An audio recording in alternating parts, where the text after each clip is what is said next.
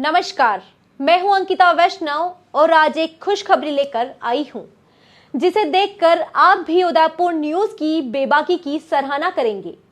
साथ ही यहां के जनप्रतिनिधियों की तारीफ भी आपको करनी ही पड़ेगी। उदयपुर न्यूज की खबर का बहुत बड़ा असर तब हुआ जब कैमरे पर आंसू तो दिखे, लेकिन वह गम के नहीं, खुशी के आंसू थे। कईयों की आंखें नम थी, लेकिन उनमें भी खुशी की चमक थी, क्योंकि मसला रूप रजत विहार का था और प्रशासन से लेकर जनप्रतिनिधियों तक परेशान रहवासियों के साथ थे। आपको बता दें कि पिछले एक माह से यहाँ के रहवासी न्याय के लिए हर दर पर भटक रहे थे। किसी ने एक ना सुनी, लेकिन उदयपुर न्यूज ने सभी की पीड़ा को अपनी पीड़ा समझा और पूरी शिद्दत के साथ खबरें लगाकर जिला प्रशासन सहित जनप्रतिनिधियों तक सच्चाई पहुंचाई। इसके बाद उदयपुर शहर और ग्रामीण विधायक का समर्थन प्राप्त हुआ और गत रविवार को पूर्व मुख्यमंत्री, मंत्री, राज्यसभा सांसद, विधायक, भाजपा के बड़े नेता सभी ने रूप रजत विहार के लोगों की पीड़ा सुनी और संज्ञान लेने की बात कही। वहीं बुधवार को यूडीए की पहली बजट बैठक आयोजित की गई थी। इस बैठक में सभी रहवासी पूर्व उप महापौर महेंद्र सिंह शेखावत और भाजपा की दिग्गज महिला नेत्री अर्चना शर्मा के साथ यूडीए पहुंचे, जहां श्री शेखावत ने आयुक्त राजेंद्र भट्ट के सामने अपनी बात रखते हुए इस कार्रवाई में लिप्त तमाम अधिकारियों को जमकर खरी खोटी सुनाई। बाद में आयुक्त की अनुशंसा पर एक कमेटी बनाई गई, जिसकी अध्यक्षता तहसीलदार अभिनव शर्मा को सौंपी गई। यह कमेटी जल्द ही अपनी जांच रिपोर्ट प्रस्तुत करेगी। इसके साथ ही महेंद्र सिंह शेखावत ने सभी रहवासियों को आश्वस्त किया कि जब तक उन्हें न्याय नहीं मिल जाता, संघर्ष जारी रहेगा, चाहे जयपुर में भी धरना क्यों ना देना पड़े। वह हमेशा उनके साथ रहेंगे। आपको बता दें कि रूप रजत विहार 1993 से बने नक्शे के हिसाब से बसा हुआ है और यूडीए 2021 के नक्शे के हिसाब से 200 फीट रोड निकालकर अंबा माता घाटी के रूप रजत विहार को नया विस्तार देना चाहती है और इसमें फायदा भू व्यवसायी अनिल पुनमिया उठाना चाहता है और परेशान सालों से रह रहे या मकान बनवा रहे लोग हो रहे हैं। नमस्कार। हम सब यहाँ पर ये सब कॉलोनी वासी इकट्ठे हुए और हम हमारी गुहार हमारे जो भी है अधिकारी है या जनप्रतिनिधि है, उन सबसे हमारा निवेदन है कि हमारी प्रार्थना सुनी जाए और हमारे इस समस्या का निराकरण किया जाए और जो भी हो वो हमको उचित समाधान मिले।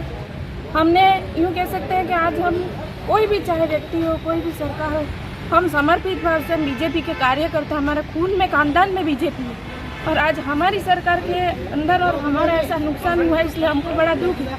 हम किससे अपनी व्यथा करें जी, किसको कहने जाएंगे।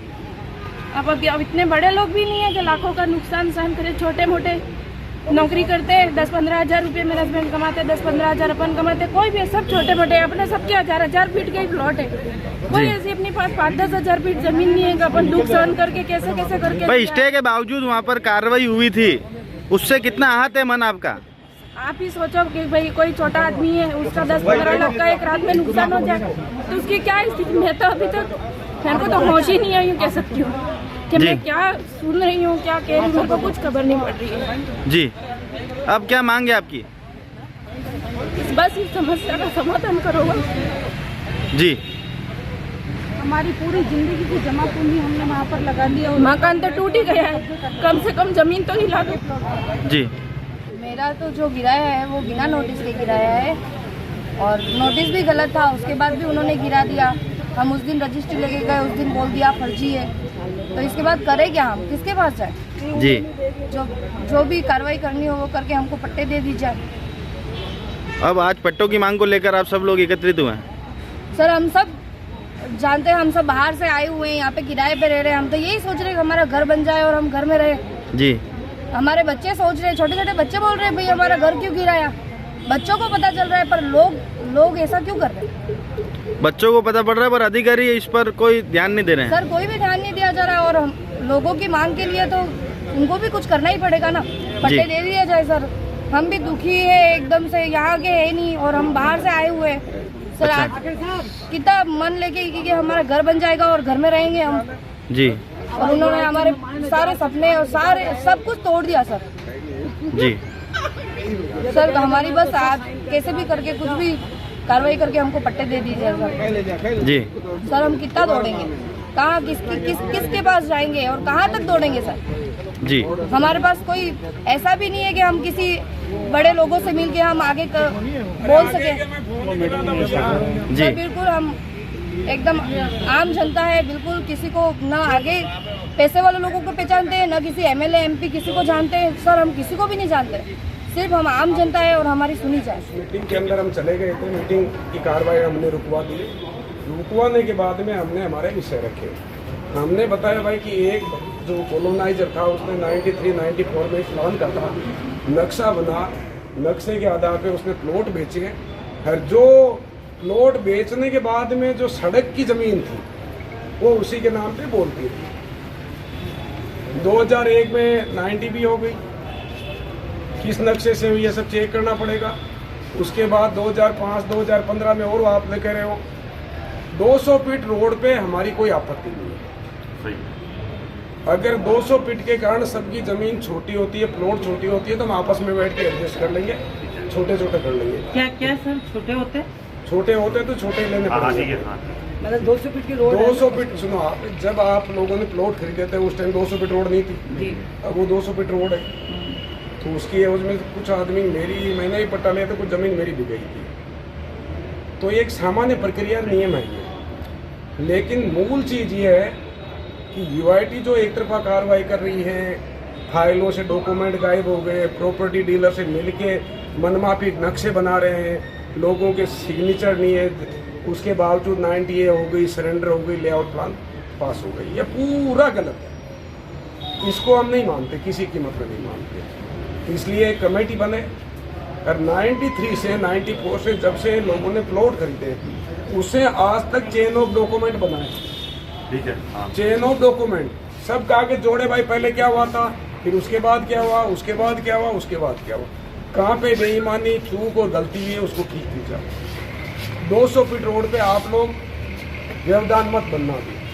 और एक मेरा निवेदन ये है कि अपना मामला ये विचाराधीन है, अभी कोई मकान का काम चालू मत करना, क्योंकि अभी आप मकान का काम चालू कर देंगे, यूआईटी जाएगी, शिकायतें होगी, तोड़ेगी, फिर कहेंगे तो फिर अपन ठीक नहीं रहेंगे। एक बार रुक जाओ।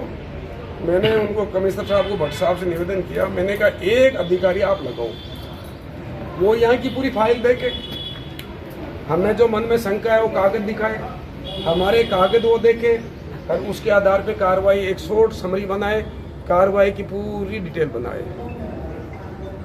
क्या उस पर सहमत हुए भट्ट साहब? उस पर सहमत भट्ट साहब सहमत हो गए, भट्ट साहब सहमत हो गए, हम भी उस चीज पे सहमत है। मैंने कहा ऐसा आदमी चाहिए जो पूरा टाइम दे सके। मान लो आप कलेक्टर को बना दोगे, ओएसडी को बना दोगे और उनके 50 काम है, टाइम नहीं दे पाएंगे तो कैसे होगा। शेखावत साहब, क्या आपको लगता है कि जो लोग जिन्होंने यहाँ पर मकान लिए वो 93 के जो इनका प्लान है उसके हिसाब से ये चल रहे हैं और यूआईटी जो 2016 में जो रिवाइज प्लान है उसके हिसाब से कार्रवाई कर रही है? मूल चीज यही है, जो लेआउट प्लान में बदलाव हुआ, जो चेंजेज हुआ, वो आपकी सहमति के बिना हो गया। ठीक, मौके पे आप दूसरे ढंग से हो और यहाँ ये दूसरे ढंग से, नक्शे दो हो गए, एक आपका नक्शा और एक इनका नक्शा जी। तो हम कहते हैं सब नक्शे एक साथ लेके बैठो जी। और किस नक्शे में गलती हुई है, चूक हुई है या मेलाफाइड इंटेंशन है, दुर्भावना है किस नक्शे में। और मैंने ये भी बता दिया कि जिस आदमी ने एग्रीकल्चर प्लान में प्लॉट काट के दिए थे और जो सड़क छूटी हुई थी उस टाइम, वो सड़क उसी आदमी के नाम पे बोल रही है एग्रीकल्चर और रेवेन्यू रिकॉर्ड में उसी, तो वो अपने आप को 1 लाख और 2 लाख का मालिक मान रहा है, जबकि वो उस टाइम उसने सड़क छोड़ी थी।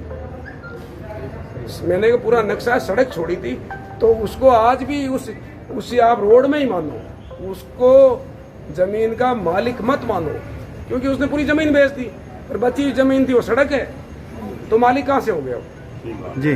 ठीक है ना। तो उन्होंने तहसीलदार जी को लगाया है, तहसीलदार जी सब कागज देखेंगे। हर बीच में उन्होंने कहा साहब ये गलत बन रहा है, ये तो मैंने कहा ये चिंता छोड़ो, ये सब मैंने साफ कहा, ये लोग कृषि भूमि है, इनकी एग्रीकल्चर लैंड है, मान लो नक्शा पास नहीं कराया, कन्वर्ट नहीं है, फिर भी मालिक ही है, अपनी जमीन के मालिक है। आप यूआईटी की जमीनों पे लोग कब्जा कर रहे हो, उसकी चिंता नहीं कर रहे हो, ये अपनी जमीन पे मकान कर रहे हैं, वो आपको याद आ जाता है, उस प्रॉपर्टी वाले आधार पे मत चलो।